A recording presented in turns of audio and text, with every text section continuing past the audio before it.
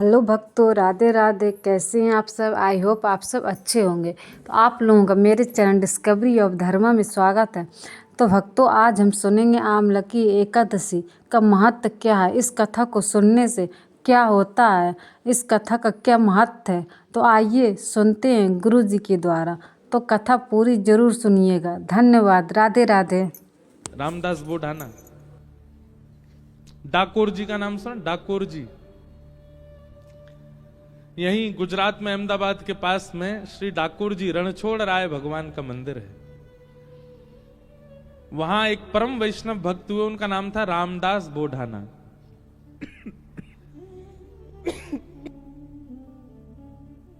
हर एकादशी पे आते थे। एकादशी कब? कल है ना? कल की है परसों की? कई लोग कल मान रहे हैं। और कल भैया सुबह हमारे बंग परिवार की ओर से, व्यासपीठ की ओर से, हम कोई अलग थोड़ी हैं, एक ही हैं, हम सब की ओर से कल श्री ठाकुर जी की ध्वजा जी पधराई जाएंगी। कितने बजे? 7 बजे सुबह।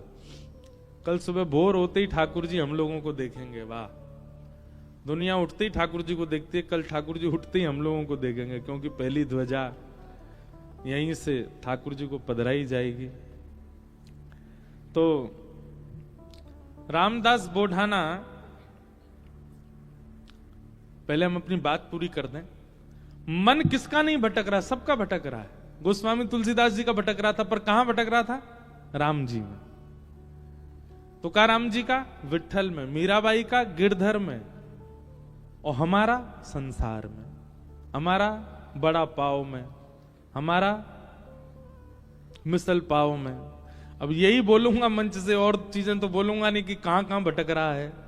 बहुत जगह भटकता है। किसी का मन रुपया में भटक रहा है। जो रुपया के आदी होते हैं ना, उनको सब जगह यही दिखता है। द्वारिका आके भी यूं सोचेंगे, यहां पे पैसा कैसे कमाया जाता होगा, यहां के लोग धनार्जन कैसे करते होंगे। उसका मन वहीं भटक रहा है। कई लोगों का मन जो है वो प्रॉपर्टी डीलर ही बने रहते हैं। वो आके जहां पहुंचेंगे वहीं के दाम पूछेंगे, यहाँ की प्रॉपर्टी के दाम क्या हैं? अच्छा, इतने में मिलता है? बोले हाँ। कामी लोग जो हैं वो सब जगह काम ही देखते रहते हैं। लोभी लोग सब जगह लोभ देखते हैं। मन सबका भटक रहा है, भक्तों का भी भटका है। पर हां, भटका कहां? भटकने का मतलब क्या होता है? विचरना। विचरने को ही भटकना कहते हैं। हमारे ब्रज में भटकना का मतलब एक और होता है, फूटना। जैसे पुराने ब्रज के लोग होंगे ना, वो क्या कहते हैं? भटकना, भटकाए रोए। अब ये ब्रज भाषा का शब्द है, इसका अर्थ क्या हुआ? पटाके फोड़ रहा है। तो पटाके फोड़ने को क्या बोलेंगे ब्रज में? भटकना, भटकाए रोए। मन सबका भटक रहा है, क्योंकि मन का स्वभाव है भटकना। पर कहां भटक रहा है, यह आवश्यक है जानना। अगर वो संसार में है और संसार के बहुव्यंजनों में है, तो आपका मन रोगी हो जाएगा।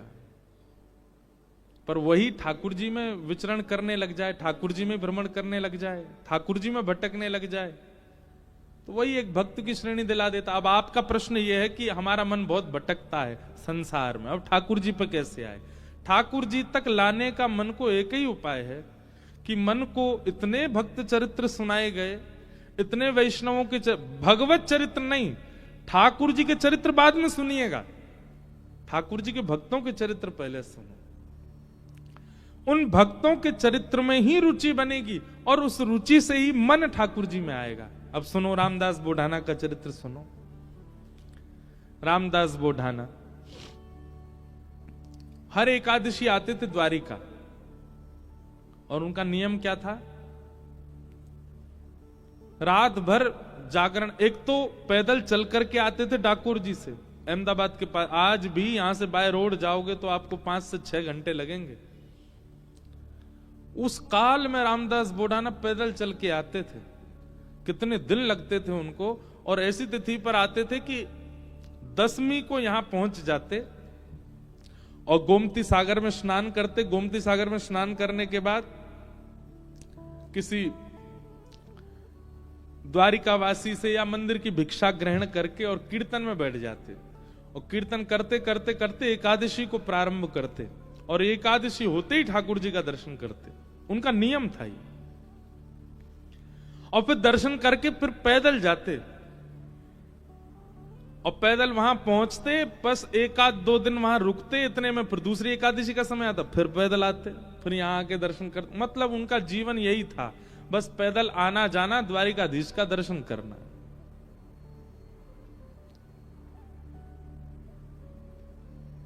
अच्छा, कई बार ऐसा होता है बंधुओं कि किसी वैष्णव भक्त के नियम को देख करके हमको लगता है यार ये इतना कठिन कैसे कर रहा है, पर नहीं। जब तत्परता और उत्साह अधिक मात्रा में किसी वस्तु की प्राप्ति का होता है तो फिर पीड़ा नहीं होती।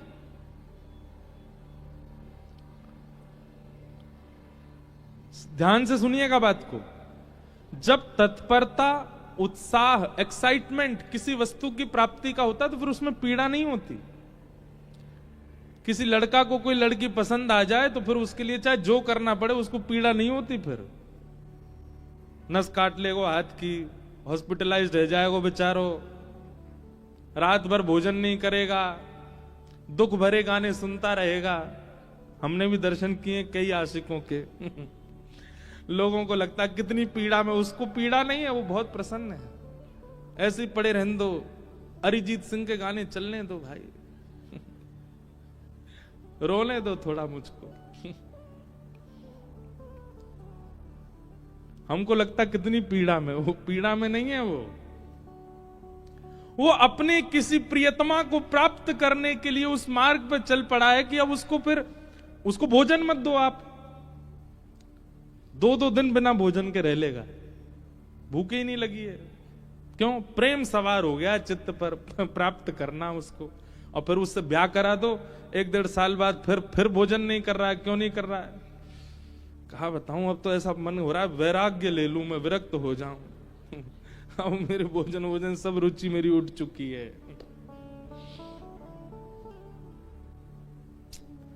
पर यही अंतर है, संसार की किसी वस्तु की प्राप्ति में भी आप तत्परता दिखाते हैं, पर उस वस्तु की प्राप्ति के बाद कहीं ना कहीं आपकी जो तत्परता पहले थी ना वो घट जाती है। पर वही भगवत मिलन की तत्परता जब होती है ना, तो मिलन के बाद भी तत्परता बनी रहती है। और मिलन के बाद भी, ठाकुर जी से मिलन के बाद भी तत्परता आपकी नहीं बनी तो इसका मतलब ठाकुर जी मिले ही नहीं। यहां तत्परता कभी समाप्त नहीं होती। संसार में और ठाकुर जी में यही अंतर है, यहां तत्परता अखंड रहती है और वहां खंड खंड खंड हो जाती है। और वस्तु की प्राप्ति में जो तत्परता, उसमें फिर कष्ट पीड़ा का अनुभव नहीं होता, फिर तो अच्छा लगता है। तो रामदास बोढ़ाना जी इतना पैदल चलते थे, 10-10, 12-12 दिन लगा करके द्वारिका आते थे। लोगों को लगता था अरे राम कितना कठिन, पर उनको वो पीड़ा का अनुभव नहीं होता था, वो तो बड़े प्रसन्न रहते थे। कई लोग मैंने देखा वो एकादशी के दिन अन्न का त्याग रखते हैं। एकादशी करने वाले भी बड़े बहुत प्रकार के होते हैं। एक होते हैं वो अन्न नहीं खाते, एक होते हैं वो अन्न भी नहीं खाते और मौन भी रहते हैं, एक होते हैं वो अन्न नहीं खाते फलाहार करते हैं। और दिन तो 3 बार भोजन करते थे, एकादशी वाले दिन 5 बार करते हैं। उस दिन फलाहार, हम फलाहार कर रहे हैं ना, कुटू की पकौड़ी, कुटू कचौड़ी, ये वो 5 बार खाते हैं। पर कई लोग बड़ा कठिन भी करते हैं। वो कैसे करते हैं? केवल सेब या अमरूद या जो भी फल वही खाएंगे, वास्तविक फलाहार करते हैं, रसोई में बनी सामग्री नहीं पाते। कई लोग ऐसी एकादशी करते हैं। और कई लोग फल भी नहीं खाते, जल भी नहीं पीते, निर्जला एकादशी करते, पूरे दिन कुछ नहीं पाते। अब लोगों को लगता है राम राम कितनी पीड़ा,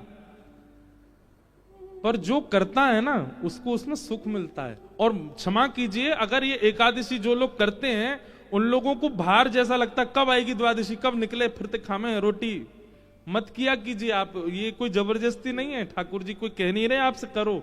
जब तक ऐसी तत्परता चित्त में ना हो कि आप उसको सौभाग्य मान करके नहीं कर रहे हो, तब तक मत कीजिए व्रत। आपको सौभाग्य लगना चाहिए। रामदास बोढ़ाना को बहुत सौभाग्य लगता था कि ठाकुर जी ने मुझे इतना बल दिया कि मैं पैदल चल के द्वारिका जाता हूं। और वो द्वारिका आते, रात भर कीर्तन सुनाते द्वारिकाधीश को, और एकादशी को कपाट खुलते ही दर्शन करते, नेत्र सजल हो जाते रामदास जी के। ठाकुर जी को दूर से ही ऐसे अंक में, मानो ऐसे कर लेते जैसे मैंने अंक में भर लिया हो।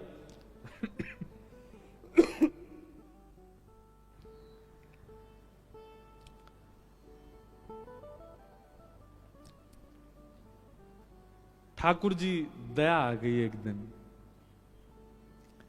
और रामदास बोढ़ाना से ठाकुर जी बात करने लगे।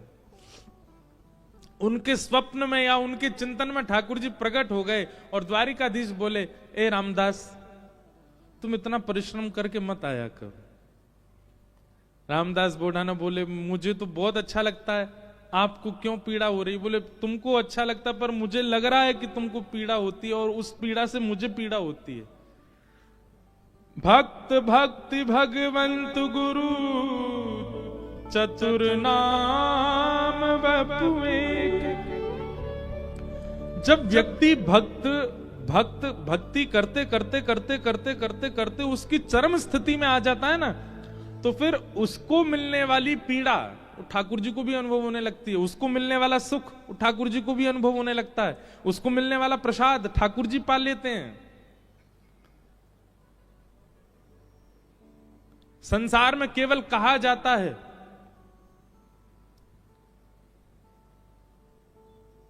लेकिन यहां वास्तविक होता है कि आप पाओगे पेट उनका भरेगा, और ठाकुर जी पाएंगे पेट आपका भरेगा। कितने ऐसे प्रसंग मैं आपको सुना दूं।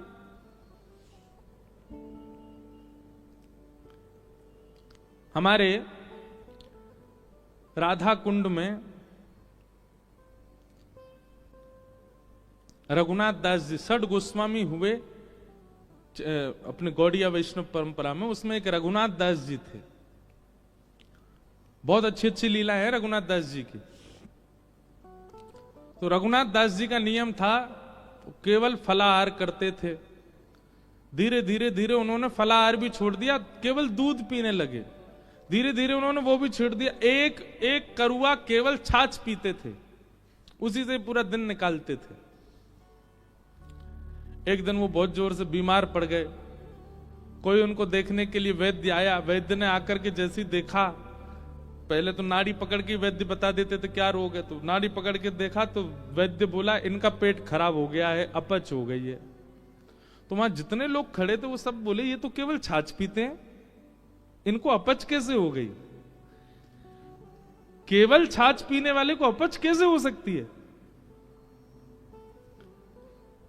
तो उस समय गोसाई श्री विठलनाथ जी, जिन्होंने श्रीनाथ जी की सेवा, मतलब वल्लभाचार्य जी के पुत्र गोसाई श्री विठलनाथ जी, वो गोवर्धन में ही विराजते थे। उनको पता चली कि रघुनाथ दास जी बड़े बीमार हो गए, तो वो भी मिलने आए। मिलने तो आए, लेकिन व्यंग में आके बोले, हे रघुनाथ, हमने तो सुना था कि तुम केवल छाछ पीते हो, पर वैद्य से पता चला तुमको अपच हो गई। इसका मतलब चोरी चुपके खूब माल उड़ाते हो, खूब धुआंधार जो है मालपुआ उड़ाते हो, तभी तुमको अपच हो गई है। रघुनाथ दास जी बोले, नहीं, मैं तो छाछ ही पीता हूं। बोले, फिर तुमको अपच कैसे हो गई? बोले, मैं तो प्रत्यक्ष रूप से छाछ पीता हूं, पर जब मैं मानसी में जाता हूं, नेत्र बंद करके चिंतन में जाता हूं, वहां प्रिया प्रियतम 56 भोग खिलाते हैं, उससे अपच हो गई मेरे को। और वो अपच प्रत्यक्ष में दिखने लगी। सोचो, इस बात पर पढ़े लिखे लोग विश्वास नहीं करेंगे, पर यह वास्तविकता है।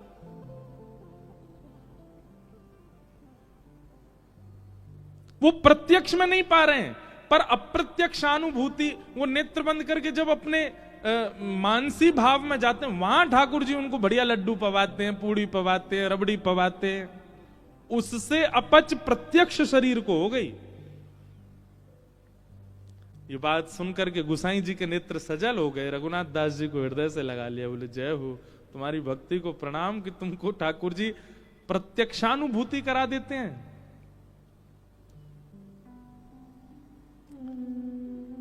रामदास बोढ़ाना ठाकुर जी से बोले, भगवान मुझे पीड़ा नहीं है, मुझे बहुत सुख मिलता है। भगवान बोले, तुमको पीड़ा नहीं, पर तुम्हारी पीड़ा हमको लगती है, इसलिए तुम मत आया करो।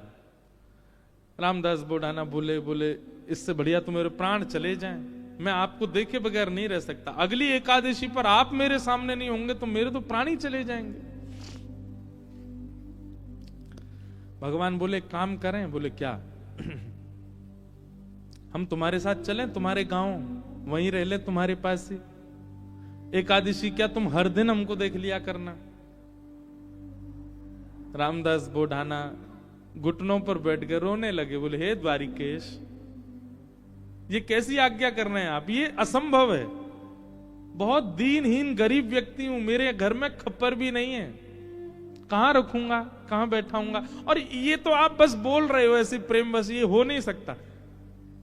ठाकुर जी ने तुरंत अपनी पोटली दिखाई। बोले हमने पहले तैयारी कर रखी है, देखो अपनी पोटली बांध रखी है, इसमें सारी पीतांबरी धरी हमारी, मुकुट वुकुट ये सब टिपारा विपारा सब धर के चल रहे हैं हम। बढ़िया द्वारिका में हमारी बहुत अच्छी व्यवस्था हो रखी है, सब ले चलेंगे, तुमको कुछ नहीं करना पड़ेगा, इसी से हमारा श्रृंगार कर दिया करना। रामदास जी बोले आप सच बोल रहे हैं क्या? ठाकुर जी बोले हम सच बोल रहे हैं, हम चलें तुम्हारे साथ, वहीं रहेंगे तुम्हारे पास ही, रोज देख लिया करना। रामदास जी बोले फिर द्वारिका का क्या होगा? ठाकुर जी बोले हम जहां बैठ जाएं द्वारिका वही है। और रही बात, जब एक साथ हम 5 रूप धारण, हजारों रूप धारण कर सकते हैं तो 2 रूप भी धारण कर लेंगे। आज तक तुमने एकादशी जिस रूप को देख करके की है वो रूप तुम्हारे पास रहेगा, यहां एक दूसरा व्यवस्थित हो जाएगा। रामदास जी को पूरी तरह ये विश्वास हो गया कि ठाकुर जी मजाक नहीं कर रहे, ये सच बोल रहे हैं, ये चलेंगे मेरे संग। नियम का फल ये मिलता है। देखो, एक नियम को जब व्यक्ति तत्परता से करता है तो ठाकुर जी ऐसा देते हैं उसको।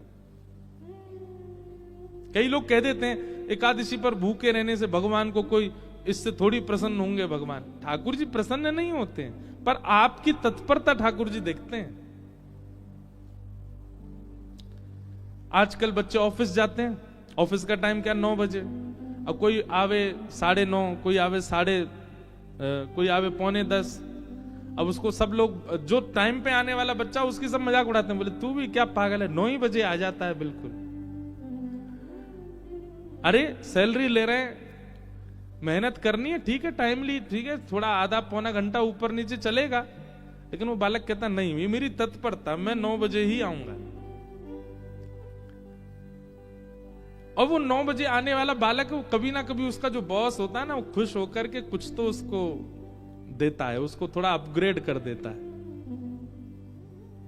सिंसियरिटी आपके कार्य के प्रति आपका स्वामी देखता है।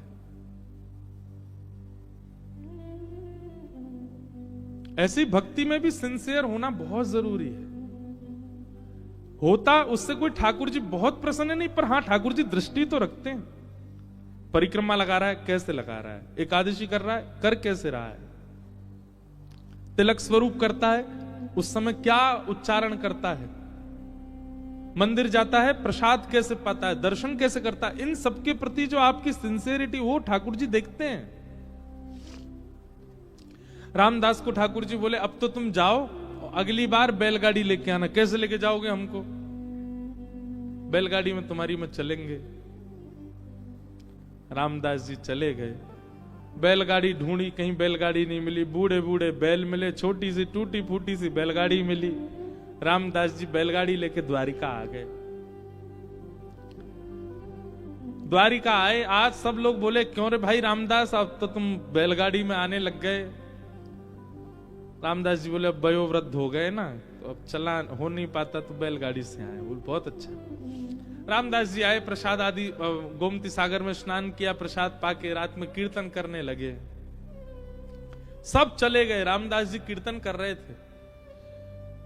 अचानक से एक कपाट खुला ठाकुर जी का। अभी तक तो ठाकुर जी चिंतन में बात कर रहे थे रामदास से, पर रामदास जी ने नेत्र खोल करके देखा तो स्वयं द्वारिकाधीश अपनी एक भुजा में तो पोटली उठा रखी है और एक भुजा से किवाड़ खोल रहे हैं, और 2 भुजाओं से बढ़िया संग चक्र आदि सब समेट रखे हैं। ठाकुर जी ने मुकुट उकुट सब भर रखे हैं। और रामदास बोले कहां तेरी बैलगाड़ी, जल्दी बता चलें। जैसे कोई भागता है घर छोड़ के, ऐसे ठाकुर जी भाग रहे थे। आज भी मंदिर दर्शन करने जाओ आप तो द्वारिकाधीश जी की जब परिक्रमा करेंगे तो पीछे ही रामदास बोढ़ानाथ जहां से जिस खिड़की से ले गए ठाकुर जी को, वो खिड़की है अभी भी मंदिर में। ठाकुर जी निकल के बाहर आ गए। चलो, रामदास जी को तो विश्वास ही नहीं हो रहा है, स्वयं द्वारिकाधीश मेरे साथ जा रहे हैं। चतुर्भुज हैं, बढ़िया चल रहे हैं, पीतांबरी पहन की, चंदन की सुगंधी आ रही है, केसर जैसा पूरा माहौल आच्छादित हो गया उससे। ठाकुर जी जैसे ही गए, रामदास जी बोले भगवान टूटी फूटी बैलगाड़ी है, बैठ जाओ। ठाकुर जी ने जैसी बैलगाड़ी देखी, ए रामदास त्रिलोकी का भार लेकर के मैं इन पे बैठा, तेरे बैल तो दब जाएंगे नीचे। भगवान अब क्या करें, यही व्यवस्था मिली थी। इतना सीधा, इतना भोला रामदास। ठाकुर जी बोले काम कर, तू बैठ, हम चलाते हैं बैलगाड़ी। रामदास जी बोले ऐसा मत करो नाथ, मैं ही चला दूंगा। नहीं नहीं, ये तो हमारे अभ्यास की वस्तु है। अर्जुन के खूब हमने रथ हांके हैं, बहुत दिनों बाद बैलगाड़ी मिली, चलो हांके थोड़ा इसको। और रामदास पीछे बैठे हैं और ठाकुर जी आगे पैर लटका के बैठे और बैलगाड़ी चला रहे हैं। ठाकुर जी के स्पर्श होते ही बैलगाड़ी तो बिल्कुल नवीन हो गई, बैल बिल्कुल युवान हो गए। यहां मंगला का समय हो रहा था, सूर्य उदय हो रहे थे धीरे धीरे। ठाकुर जी बोले रामदास, इस सुबह होते ही सब पंडा पुजारी भागेंगे, ढूंढेंगे, देखेंगे मंदिर में तो मैं हूं नहीं, सब आ जाएंगे। ये हमको बीच रास्ता में ही पकड़ लेंगे। तभी थोड़ी दूर ही पहुंचे थे, वहां एक बाबरी थी, एक सरोवर था। ठाकुर जी ने कही तुम हमको नीचे छुपा दो ताकि कोई हमको ढूंढ ना पाए, क्योंकि ढूंढने वाले तो आएंगे और जब ढूंढ हार के चले जाएं, कुछ ना मिले, फिर हमको दोबारा लेके फिर चल देना आगे। रामदास जी मनी मन इतने प्रसन्न हो रहे हैं, बोले ठाकुर जी आपको क्या पड़ी है जाने की मेरे साथ? अरे मैं तो मना कर चुका हूं 5 बार कि ठाकुर जी आप यहीं रह लो, पर नहीं, उन्हीं की इच्छा है जाने की। जब मन ऐसा भटकता है ना ठाकुर जी में, तब ठाकुर जी ऐसा करते हैं, आपके मना करने पे भी चल देंगे आपके साथ। हमारे लाल जी, गिरधर लाल जी,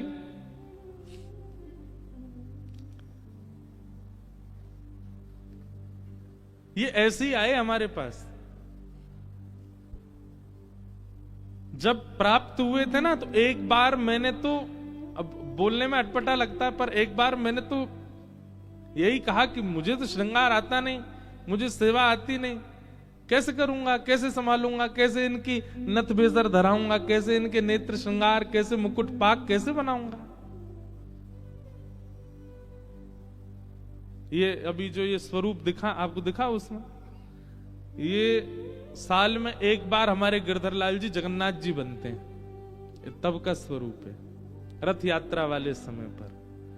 ठाकुर जी को जगन्नाथ, और जो वैसे रूप है वो वाला भी दिखाओ जो सामान्य है।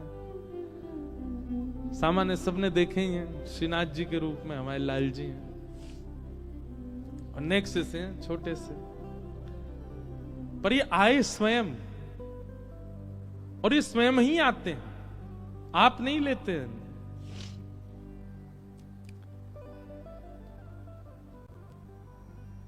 रामदास नीचे बावरी में ले जाकर के द्वारिकाधीश जी को छुपा दिया।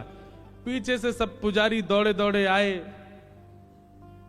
देखा तो रामदास जी धीमे धीमे अपनी बैलगाड़ी चला रहे हैं। सबने रोक लिया, बोले ए रुको, तुम ही थे रात भर मंदिर में, ठाकुर जी कहां गए हमारे? रामदास जी बोले मुझे तो नहीं पता, दिखाओ। सब देखा, बैलगाड़ी में कुछ नहीं। तभी एक बैलगाड़ी के छोड़ पर ठाकुर जी की पीतांबरी का एक भाग चिरा हुआ, फट के इरज गया। अच्छा, ये सब लीला भी ठाकुर जी जानबूझ के ही करते हैं, क्योंकि कहीं ना कहीं कुछ ना कुछ ठाकुर जी को दूसरों को संकेत कराना है। ठाकुर जी की पीतांबरी का वो अंग वस्त्र जैसे ही मिला, सब लोगों ने रामदास जी को पकड़ लिया, बोले ठाकुर जी तेरे संग ही हैं, तभी तो ये चीरा फटा हुआ है यहां पर, कहां है जल्दी बता। उन्होंने मना किया तो सबने उनको मारना शुरू कर दिया। इतना मारा, इतना मारा, इतना पीटा, बेचारे अधमरे से हो गए। बस श्वास चल रही है, बाकी तो नेत्र बंद हो गए, सुध बुध चली गई, गिर गए धरती पर। पुजारियों ने देखा, बोले ये तो अधमरा हो गया, ठाकुर जी कहां हैं, ढूंढो। पास ही सरोवर था, उस बावरी में जाकर के जैसे ही देखा तो बावरी का जो जल था वो रक्त मंडित हो गया, पूरा जल रक्त से भर गया।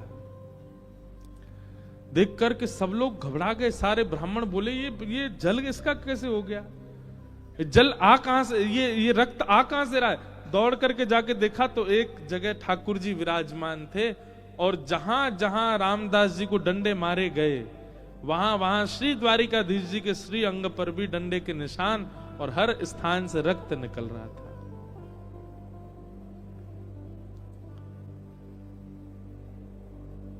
सब पुजारी जी चरणों में गिर गए। सब ब्राह्मण देवता बोले, भगवान ये क्या हो गया। बोले, ये क्या हो गया, मेरे भक्त को मारते हो। मेरी इतनी आराधना करी, मेरी इतनी सेवा करी, इतना अर्चन किया, उसके बाद भी ये नहीं समझ पाए कि मेरे भक्त और मुझ में कोई अंतर नहीं है।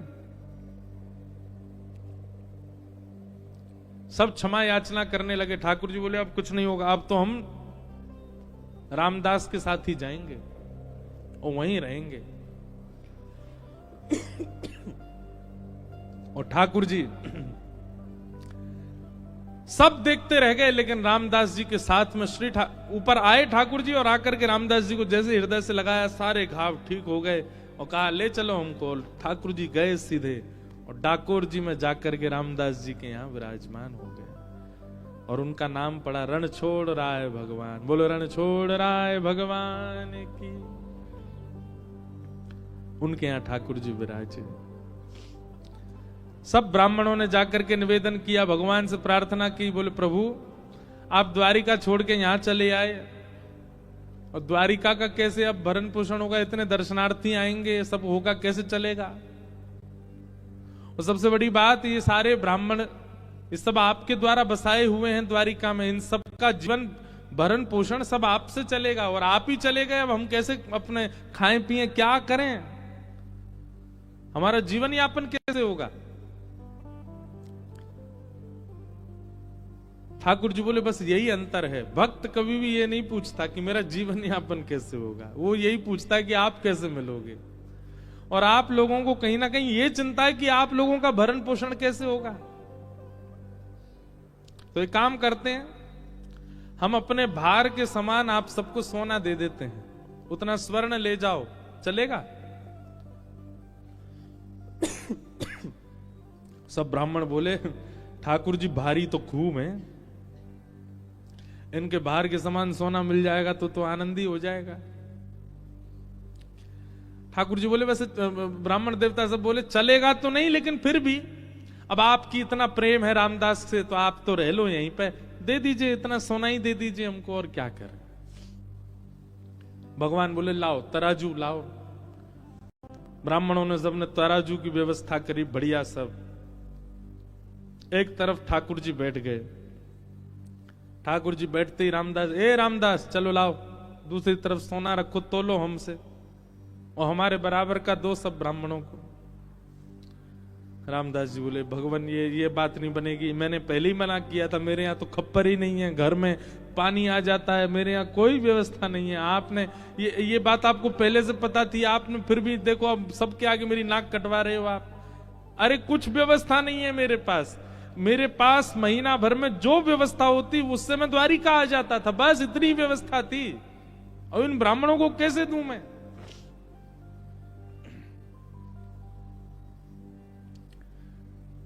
ठाकुर जी बोले, तुम्हारी गृहिणी के कान में एक बाली है स्वर्ण की, वो लेके आओ, उससे हमको तोल दो। रामदास जी बोले, बाली से तोलना? बोले हाँ, उसी से तोलो, अभी हम चमत्कार दिखाते हैं। रामदास जी गए, अपनी पत्नी के कान से बाली निकलवा के लिए आए, और जैसे ही रखा तराजू में, तो वो तो नीचे चली गई, ठाकुर जी ऊपर आ गए, बिल्कुल लटक गए ऊपर ही। सब ब्राह्मणों से बोले, लीजिए हमने तो कही थी बराबर का सोना, ये हमसे ज्यादा है, देखो हम ऊपर चले गए, ले जाओ इसको। तो आप बहुत बाली और इससे आप इतने हल्के हो गए,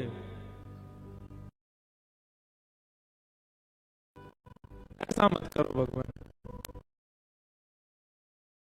सबने हार मान ली ठाकुर जी के, करो गोमती सागर में स्नान करो, गंगा में स्नान करो, आप दुनिया भर की वस्तु मांगते हो, पर हर बार हमारी कही एक बात कहिएगा, पहली डुबकी लगाते यही मांगो, हमें सरल बना दीजिए।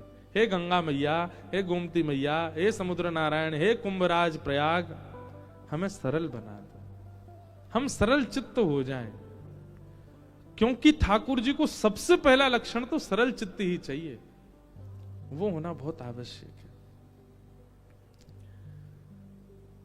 तो मन का भटकाव सब जगह से ठाकुर जी में केवल और केवल भक्त चरित्र से हो सकता है, उसी से ही संभव होगा। तो ऐसा एक जिज्ञासा थी, उसी में ही हमने रामदास जी की लीला सुन। हेलो फ्रेंड, अगर आपको ये वीडियो पसंद आई हो तो प्लीज़ मेरे चैनल को सब्सक्राइब करें, वीडियो को लाइक करें और ऐसे ही गुरुदेव जी की वीडियो देखने के लिए हमारे चैनल से जुड़े रहिए। धन्यवाद। और आपने जानना होगा कि एकादशी के व्रत में क्या क्या नियम होते, इसका पालन किस प्रकार करना चाहिए और इससे हमारे लिए क्या क्या लाभ होते हैं। तो आपको ये वीडियो पसंद ज़रूर आई होगी। धन्यवाद।